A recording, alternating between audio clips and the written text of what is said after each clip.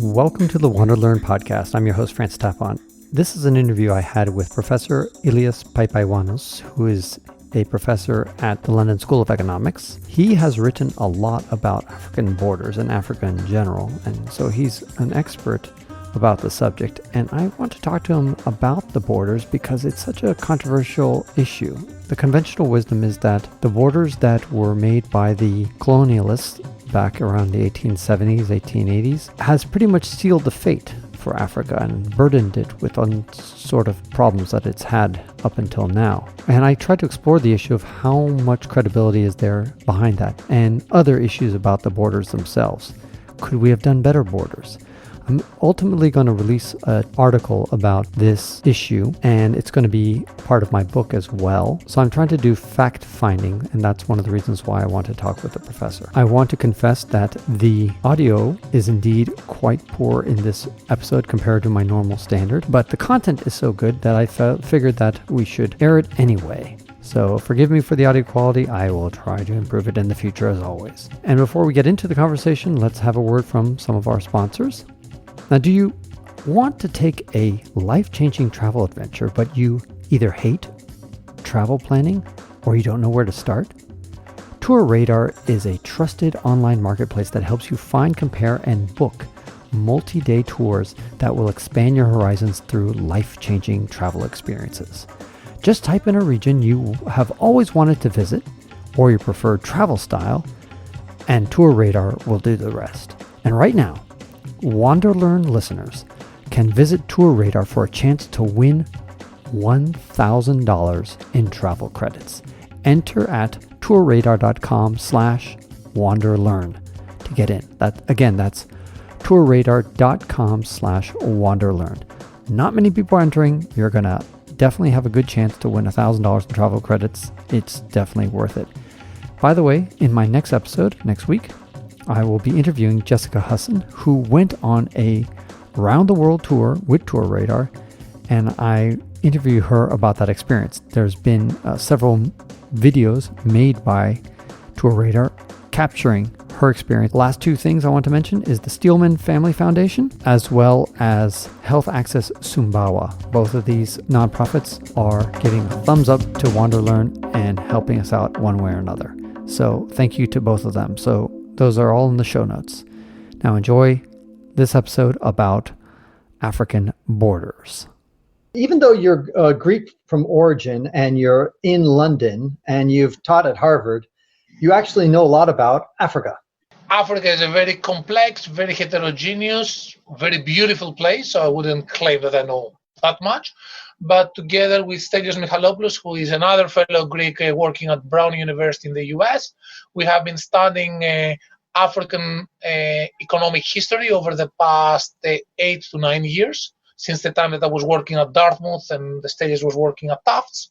And in a series of papers of academic research, having an empirical angle, we have been reassessing with quantitative techniques the lasting effect, for example, of colonization, pre-colonial aspects, or more recent post-independent factors. Now, I know you've written many pages, like what, a 90-page report or 70-page report? Yeah, I mean, we wrote a piece for the Journal of Economic Literature, which aims to summarize the vast research that has occurred in the past 20 years, not only in economics, but also in political science, sociology, and history, that tries to shed light on the deep origins of African development, or if you like, underdevelopment.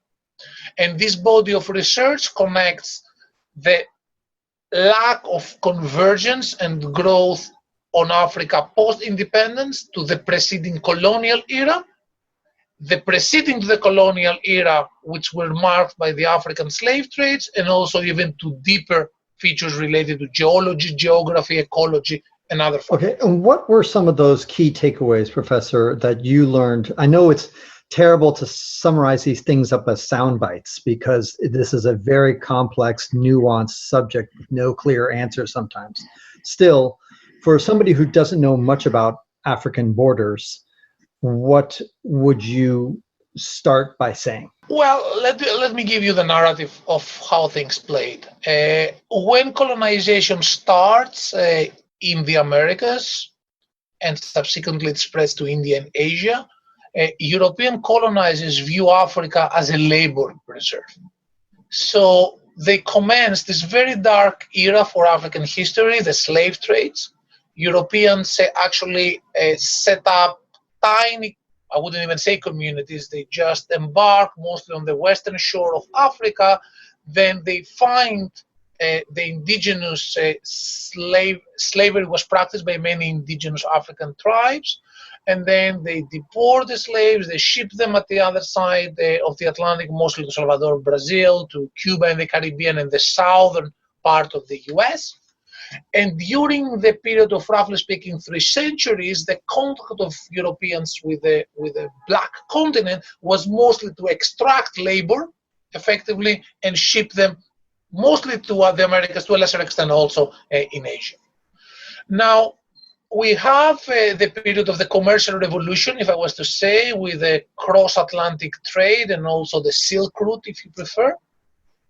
And then subsequently we have industrialization in Western Europe, in this country, in the UK, which quickly spreads in the US and Canada. And roughly speaking, in the period 1850 till 1900, when the world prices of commodities actually skyrocket because of the industrialization, Europeans' actually interest now on the continent starts becoming mostly now not anymore to extract labor, but to extract commodities. Rubber, cotton, palm oil, as time went by, also gold, platinum, and other raw materials.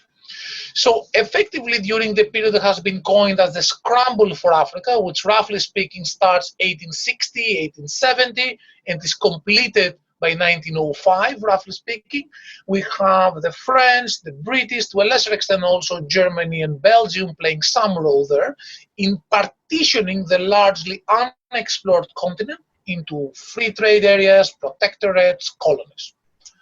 The objective at the time was to exploit the continent.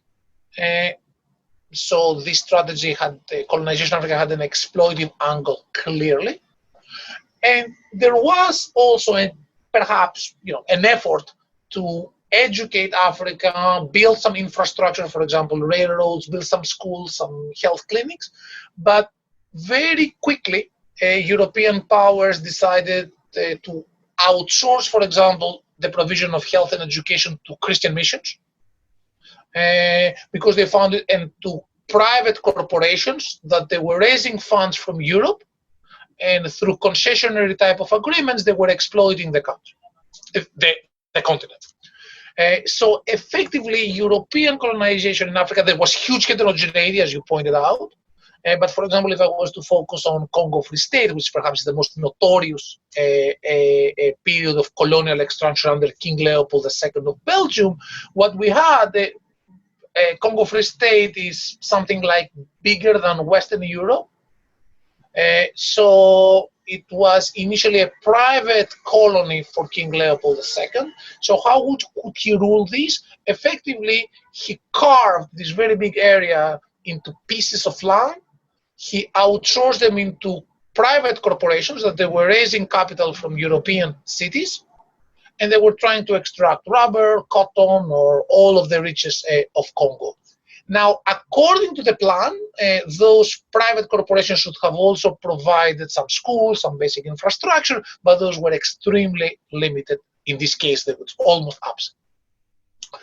Now, the other what's actually quite interesting aspect during colonization, so now colonization commences in Africa, roughly speaking, the key date perhaps is 1884, 1885, when Otto von Bismarck organizes a conference in Berlin, where Europeans partition Central Africa and lay out also the foundations for the partitioning of the largely unexplored continent.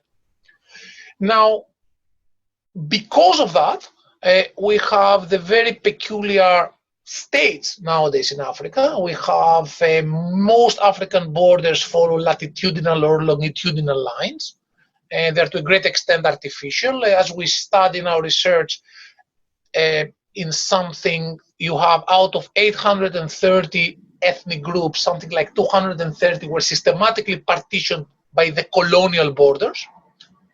And of course, as an outcome of those negotiations in Berlin, in Brussels, in London, and in Paris, we have some tiny countries such as Gambia or Equatorial Guinea, and some very large countries such as Congo Free State, what is today the Democratic Republic of Congo, not to say Sudan or Namibia, some other very big places. So the first, if you like, impact of colonization on the continent is the border design.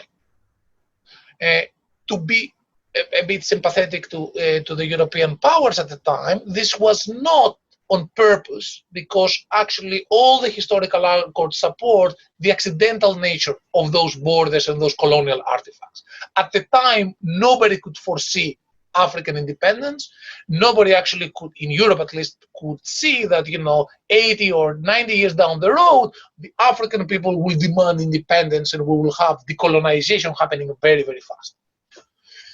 So, but however, one of the interesting aspects when one studies history, even when it comes from the economic side, is that we have many historical accidents that persist over time. And in the 50s and the 60s, when we have the end of colonization, effectively, decolonization starts with the end of World War II, when the UK and France get out of the war very weakened, and effectively, starting with North Africa and then with Ghana, you have also the spread of independence in sub-Saharan Africa. By 1966 or so, something like 40, 42 countries were already independent. So those African borders persisted with 2 or 3 exceptions. At the time, some scholars and some people argue that perhaps that's the time to redesign the borders. But of course, neither the departing Europeans nor the leaders of African independence wanted to touch this very delicate issue, which is how you redesign borders, again with 1 or 2 exceptions.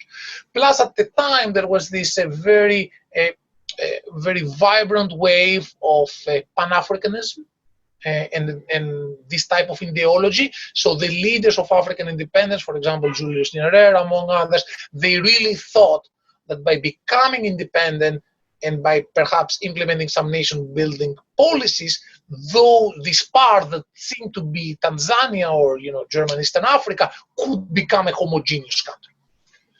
What we show in our research, Elias Michalopoulos and I, which was published at the American Economic Review in 2016, is that if one looks at conflict today in Africa, Africa is the most civil conflict-prone continent in the world post-independence. You see a lot of conflict in those areas at the border where split by the national border ethnicities reside. Clearly, conflict in Africa has many origins. By far, it's not only the colonial border design that led to state artificiality, but what we clearly show in our research using very fine georeference data on the exact location of battles between rebel forces and government troops, or one-sided violence against the civilian population and fights among militias, is that those tend to be concentrated in those homelands where split by the border ethnic groups reside. We further show that those split by the border ethnicities tend to be repressed by the central government, and we further find that when one neighboring country wants to intervene in another country next door, typically they will use as a conduit those split by the border ethnic groups. Okay. Now, you said a lot of fascinating things there, and so I want to go in 10,000 directions, but we'll start with just the last thing that you were talking about the borders. You showed, and I actually read that part of your paper, Professor, where you showed that statistically, conflicts happen near the border between groups that were split, correct? And so my question is, how does that compare? And in fact, toward the end of your paper, you say that we need to do the similar study on other continents as well. And that gets to my point, which is, it seems to me that many conflicts, whether it happens in Asia, Afghanistan, whatever, or in Europe or South America, they were situations where people were near the border, and a lot of times that ethnic groups would be crushed. Is that not the case? I know that you haven't studied, or at least formally studied, the rest of the world.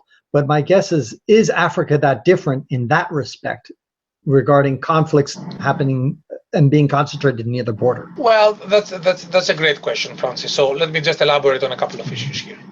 There are many reasons why we may see a lot of conflict in border areas. First of all, if states are weak, and many African states are weak, it's hard for them to broadcast political power far from the capital. So perhaps it's natural to see that far from the capital, you see a lot of lack of rule of law.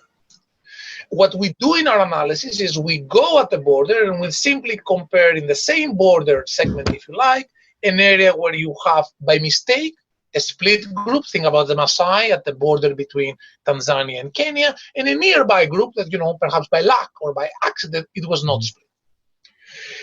So going to the second part of your question, what about outside Africa? I think that you are absolutely right, and there have been some statistical papers showing that those countries where the borders are straight lines, so more likely to be artificial rather than organic, there seems to be a bit more conflict, especially from nearby countries intervening in the affairs of the country next door. So your intuition is absolutely right.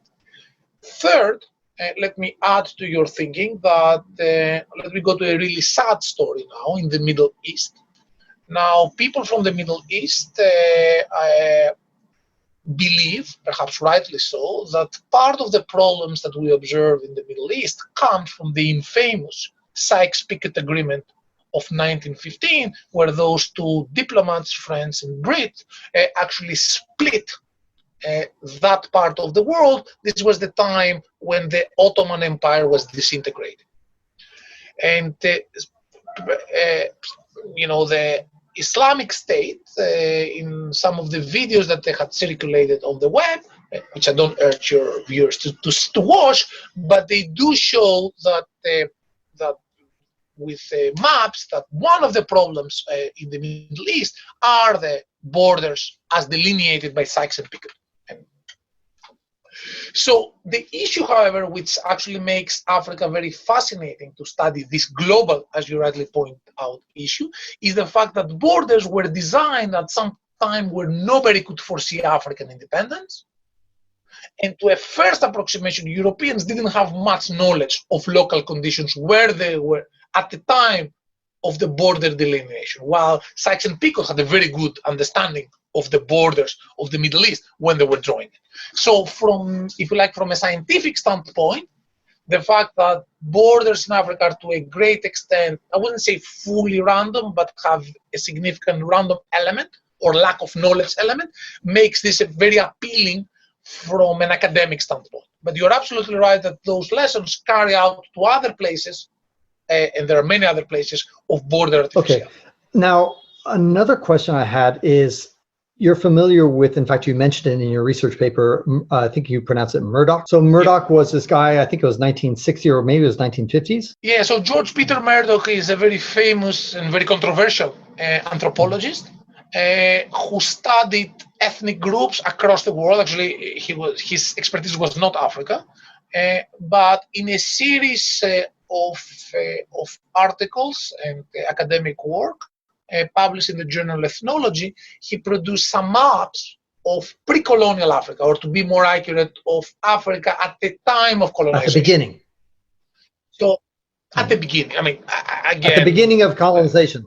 As you pointed out, it's a very big continent, and the information that Murdoch was collecting from secondary sources is not exactly at the beginning of colonization in every period. Roughly speaking, his famous ethnographic map of Africa covers 1860 till 1920. Okay. So my point is that if you look at that map that Murdoch draw, and again, it doesn't matter whether it's perfectly accurate or not for my point. I've got here, for those who are watching, the map of Africa. But basically, you'll see, and you mentioned it earlier in our conversation, some 820 territories, if you will, or ethnic groups. Yeah, 825 Correct. Ethnic groups. And so when people fault the Europeans for having done these poor and silly and random borders and cutting across ethnic groups, I look at that map, and just imagine that I had a pen in my hand and somebody told me, okay, now draw a map of Africa. Some states in Africa, create states. I know that if I created 825 countries, I think people would go crazy and say, whoa, you're dividing this continent into two little small pieces. So by force, I would have to clump tribes together and ethnic groups together. And there's just no way around that. And also because it's not as neat as even the Murdoch map, which by the way doesn't look very neat at all since you have 825 territories. You know that there's overlap, just like if somebody says, hey, draw a map and show the Hispanics in America in one place and the non-Hispanics in another place. There's a lot of borders, a lot of areas where there's not a clear delineation, a strong 90% are on one side of the train tracks and the other 90% are on the other side so the other 10% are on the other side of the train tracks, right? So I'm trying to have a little bit of sympathy for these poor Europeans who had this pen in their hand and had to try to figure out where to draw a map. I don't know if anybody could have done anything different in that sense. Well, is it as bad as we all think it is? Could the Africans have done better? Was the African map prior to the colonization? Let's say if Europeans had never come into the picture, could the African situation be all that different? Would the geography look all that different? You make many good points, and you conclude with the question that has bothered Cecil Rhodes, Vladimir Lenin, Ilyich Lenin, the most prolific, Daron Acemoglu. Many people have been debating how Africa would have looked like in the absence of colonization. This is an extremely hard question to answer scientifically. When I say scientifically, actually, if you read those influential scholars, they have a lot of intuition, a lot of insights. When I say scientifically, I mean with hard data. Why it's very hard to assess how Africa would have looked like in the absence of colonization is because it's very hard to think about this counterfaction. So you are absolutely right that this is something that, it's always a debate. Let me go to your first question, which is perhaps still very hard to answer, but perhaps less hard. Now, nobody is arguing, clearly not neither I nor Stelios, that we know how to design the borders. Now, let me tell you what we do know. The first thing that we do know is that those borders of African states, when Europeans drew them, they were not meant to be the borders of states. So this we know with certainty. Second, to give an example, since I started with the Congo Free State. Congo Free State is so big because it went neither to France nor to the United Kingdom, at the time the important colonial powers.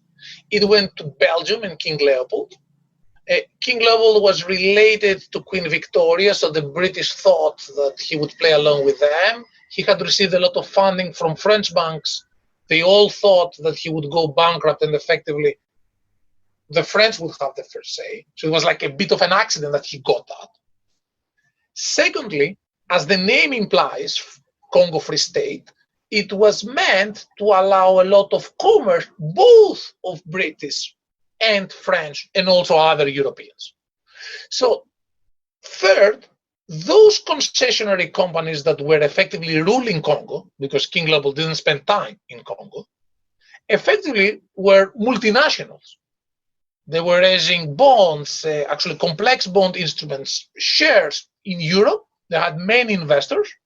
They were sending mercenaries. They were using local chiefs as a conduit of their power. So effectively, the point here is that they were not meant to be states.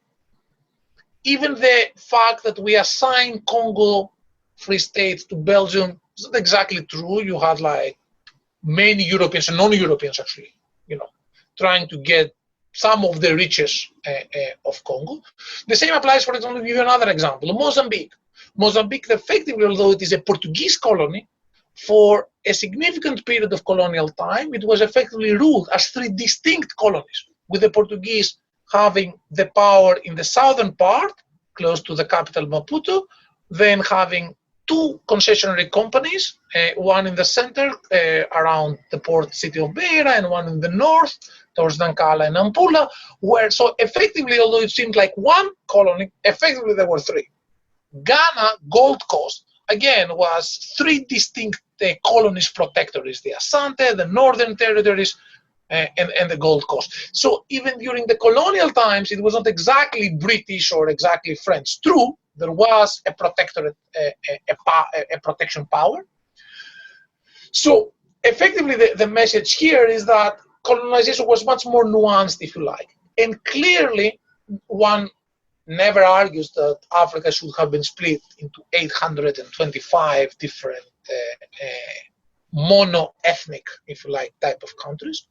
But what is the big difference in Africa versus Europe is that in Europe, the states, in some sense, emerged organically through a lot of fighting, but there was a process where the various little kingdoms and ducates in Germany, they came together. There was at times, actually, during the French Revolution and during the Italian unification times, most French or most Italians wouldn't speak the same language. So they were like from different, what we will coin today as different ethnicities. But there was a process, if you like, of assimilation and centralization of power, and also of people. The trick in Europe was compulsory primary education, which homogenized Italy, which homogenized France, which homogenized even my country, Greece, which was way smaller. This process didn't happen with Africa because borders were designed in this quick and dirty way. They persisted independence. And then think about Nigeria, you had people from 100 different groups trying for the very first time to decide together on public goods, on language, setting up security, deciding how to share the rents from palm oil, subsequently of oil. So these were hard questions that European states decided, if you like, in a much more gradual and organic process alongside industrialization. While Africa never had, if you like, this luxury because it was oppressed during colonization, and also oppression starts, let me repeat, even in the preceding to colonization period with the slave trade. There's one part of your paper that I'm not clear on, Professor, where you talk about proximity to, I think, a coastal area, there's lakes, and there's a different, like a correlation between all these things. And then there's a table that shows all these correlations. Can you explain a little bit more about some of the conclusions and findings that you had in that table? Because I couldn't really understand what you were trying to get at when you were looking at all those factors. I don't know if you remember what I'm talking about. I do. So let me just try to explain what we're doing here. So effectively, our analysis is based on three maps. The first is George Peter Murdoch's anthropological ethnographic map that delineates the spatial distribution of ethnicities, roughly speaking, in the beginning of colonization.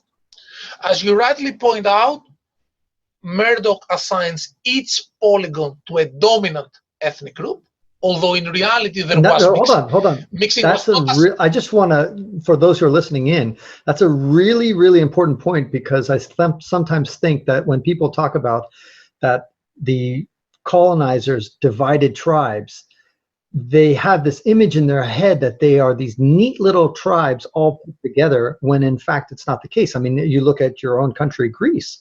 You have many different, you have Albanians who are kind of spilling over into the country. You have North Macedonians coming in, the Slavic kind of people there. You have the Turks, you have the Bulgarians.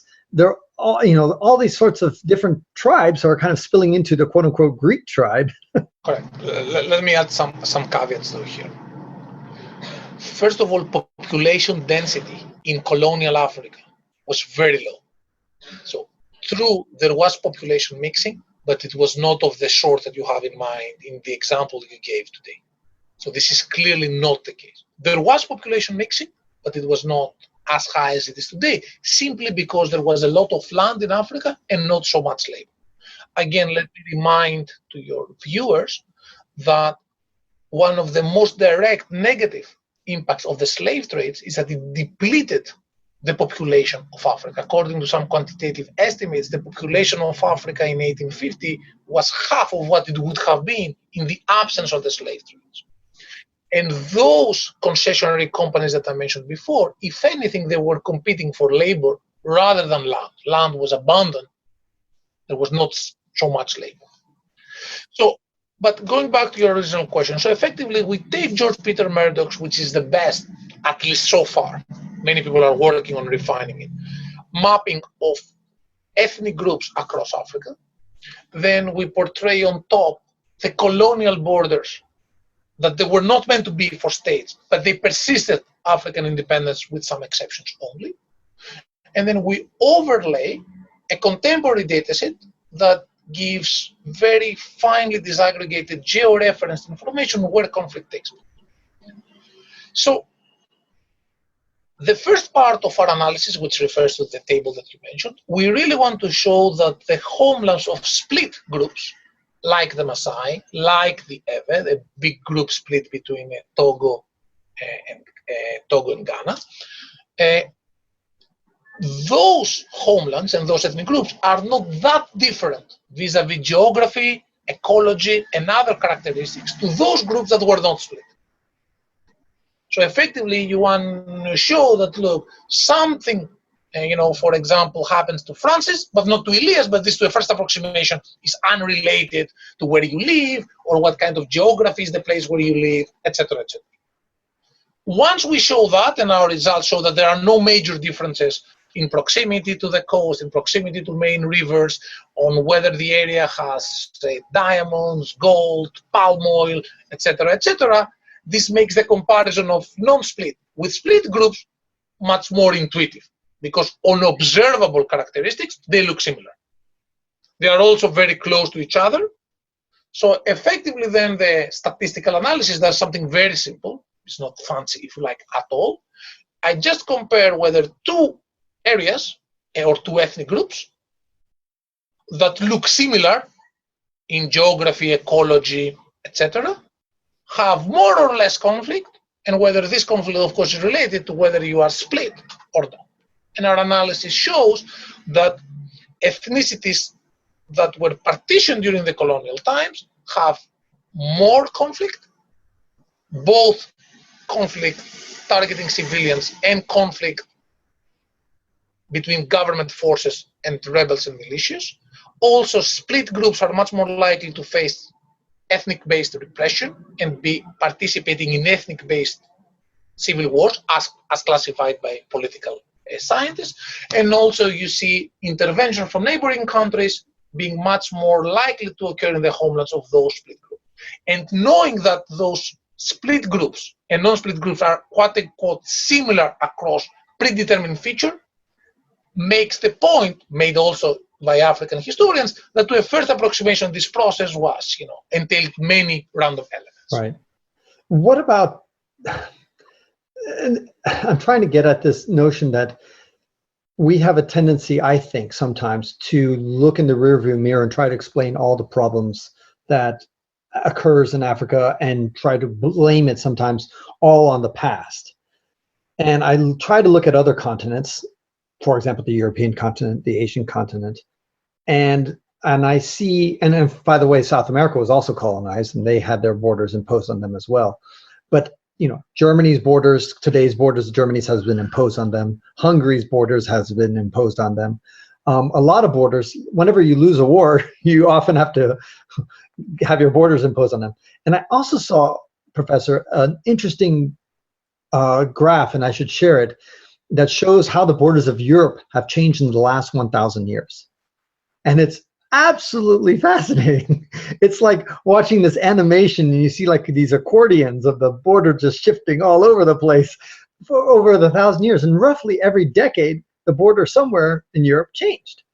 And yet Europe today is okay, even though despite now granted, and sometimes it was the people in Asia who came all the way and invaded into Europe. And so it's not always the Europeans creating conflict within themselves. Sometimes it was a quote unquote faraway power who came and disrupted their life. And yet Europe kind of functions today more or less. Asia kind of more or less functions today, more so than, let's say, Africa functions today. And so can we blame everything on these borders? Now, I'm not saying you're trying to blame everything in Africa on the borders. But sometimes I wonder if we place too much emphasis on the borders and the actions of these dead white people of 200, 300 years ago. Well, I think you raise a fascinating question. Let me just clarify. Let me put I really hate that. What I'll do now, I'll put the academic hat, which I really don't like. But when an economics research study shows that something matters, does not mean it is the only thing that matters.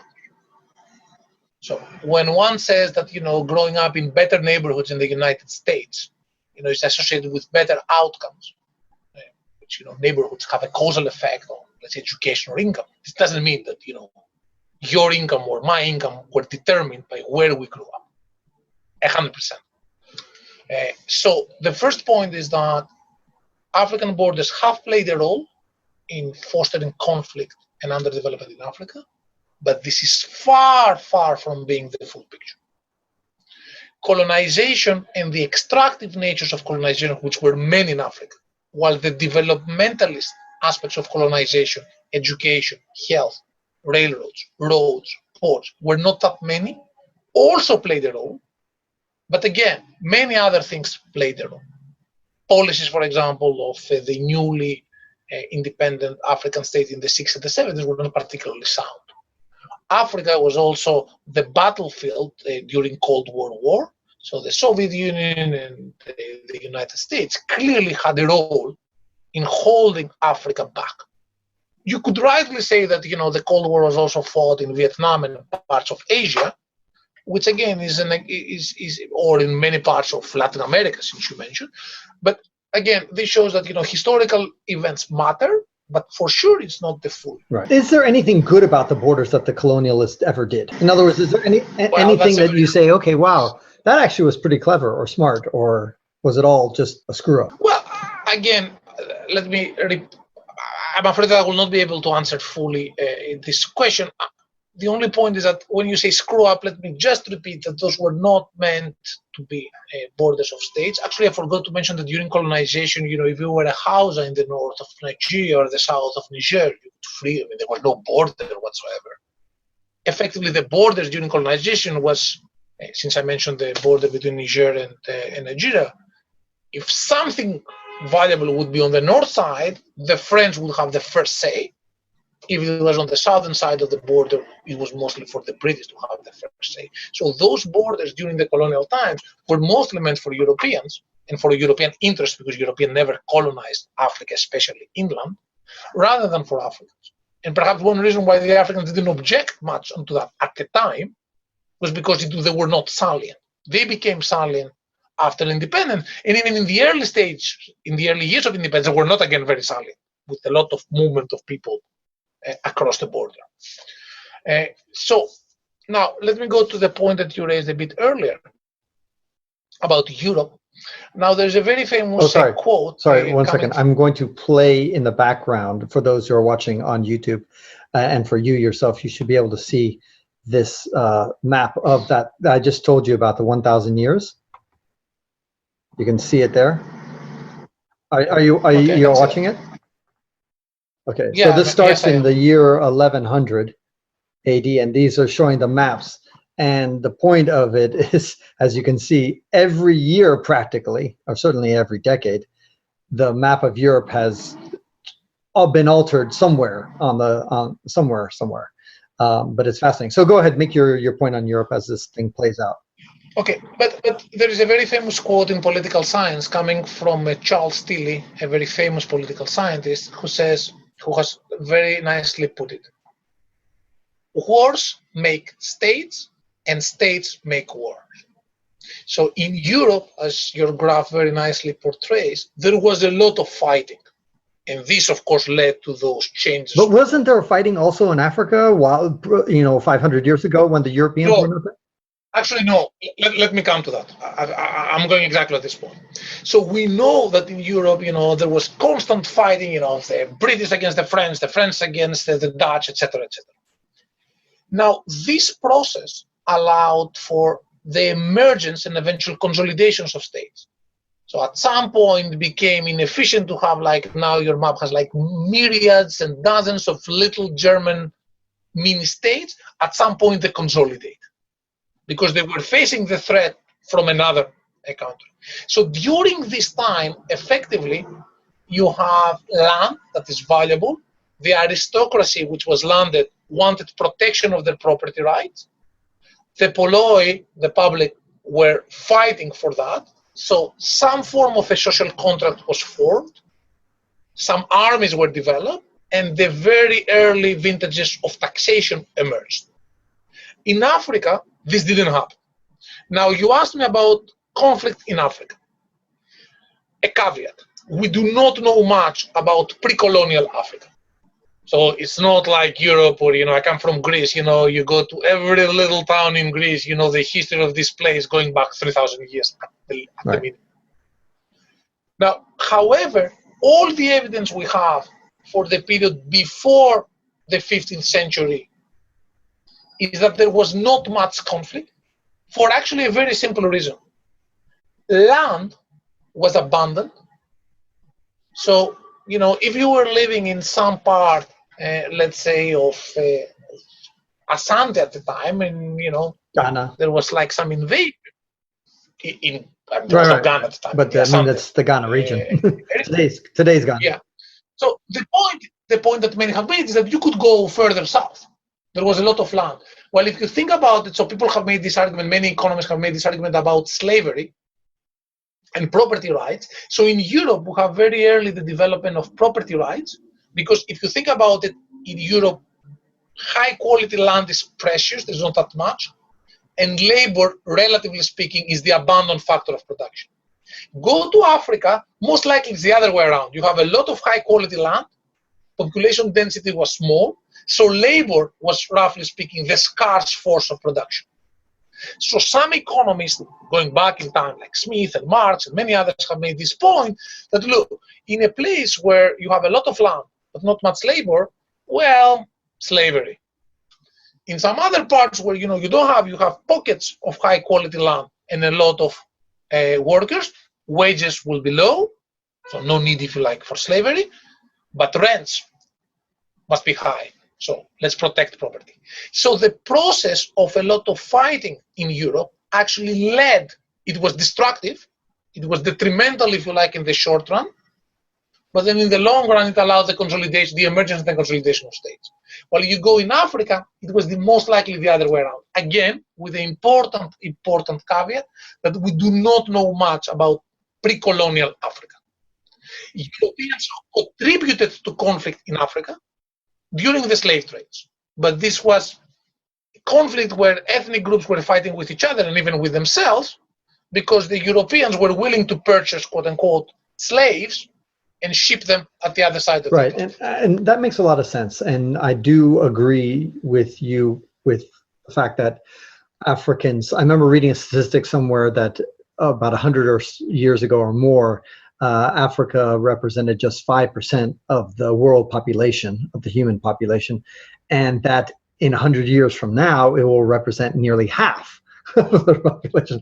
In other words, Africans are growing at a tremendous rate, primarily because diseases decimated entire populations during their time. So I understand that, but at the same time, you're familiar with Steven Pinker's argument about the long-term decrease of violence. And so he goes on and looks at looks at the bones of our prehistory ancestors, of our caveman-like ancestors, and says, while 30% or 20%, I can't remember the number, of these people 10,000 years ago or more died through violent means, and therefore life was violent in the prehistory. So even though we don't know much about African prehistory, but using Steven Pinker's argument, he would probably say that even though you're right, there was abundant land in Africa.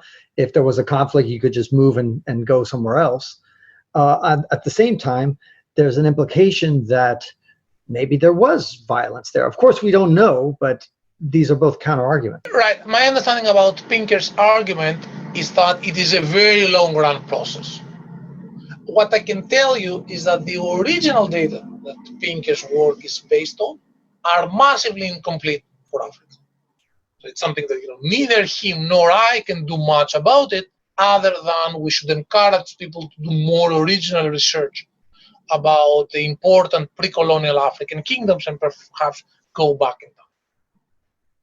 I'm just was quoting this argument that people have made, which I think for Europe, it does have some intellectual rigor, in the sense that clearly the process of continuing fighting led to the establishment of property rights in Europe, which was something that the feudals and the landed aristocracy wanted. What did they give? Taxes. So they were taxed to some extent. Sometimes they were collecting themselves the taxes, so they were keeping a cut, as in this country, in the United Kingdom. In some other places, it was not like that. But this led to the establishment of some states that over time they consolidated. And this gradually, it was a very gradual process, and then through this great innovation of nationalism, which to a great extent was done through compulsory public education, this now led to the French having like a strong identity, or the Italians having a strong identity. This process didn't happen in Africa, because Europeans arrived and they put the Asante to live together with groups that have been fighting the Asante for many years, and also some people from the northern territories with different religion, different practices all together. Then they leave, and then suddenly Ghana, which is now the amalgam of three different colonial artifacts, people there have to somehow come and agree and say, oh, we are Ghanaians now. Forget the ethnic groups or forget the divisions during colonization. We are free men now, and we need to decide on how to govern us. And I'm just saying that this process in Europe was a much, much more gradual process, way more organic. And your map cleanly illustrates this process. The map that I just showed with the borders changing. Yeah, exactly.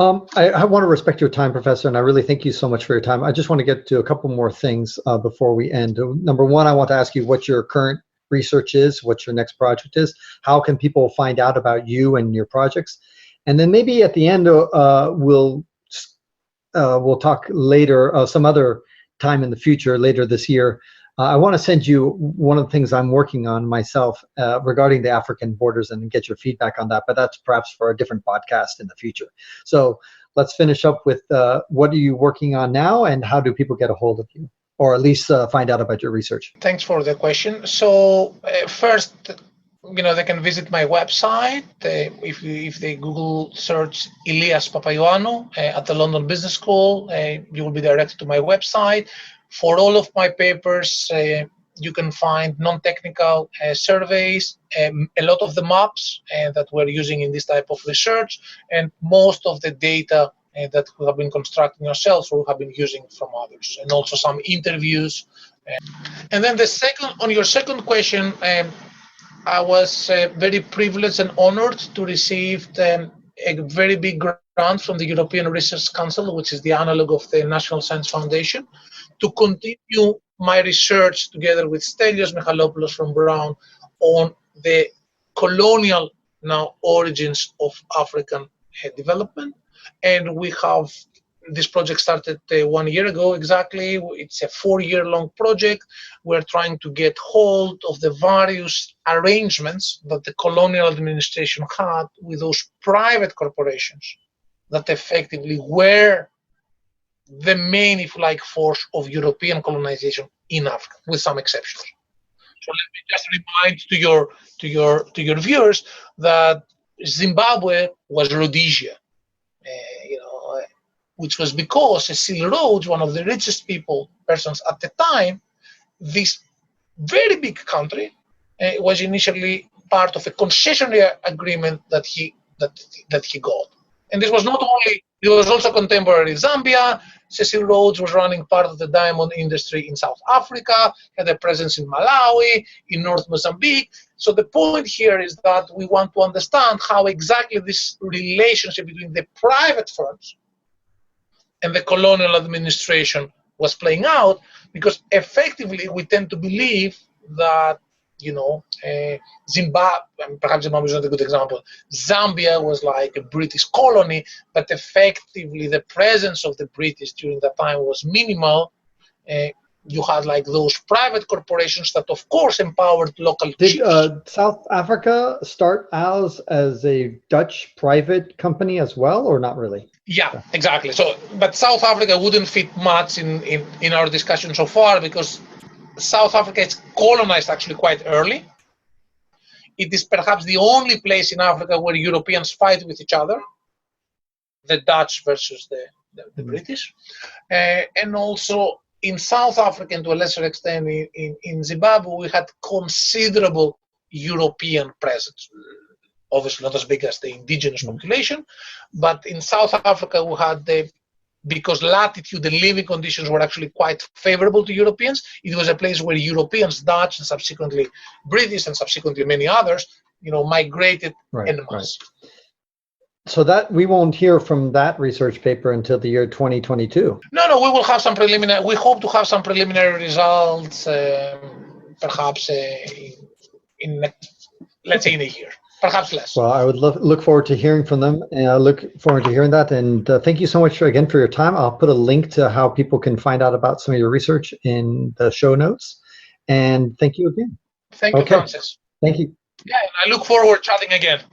And that concludes this episode of the WanderLearn podcast, where we explore travel technology and transformation. If you'd like to see the show notes with links to what we talked about, or if you'd like to comment on the show, or if you'd like to ask me a question, then go to WanderLearn.com and click on the latest episode. If you'd like to connect with me, just remember Tapon. That's my first initial and my last name. Tapon is the username I use on all social media.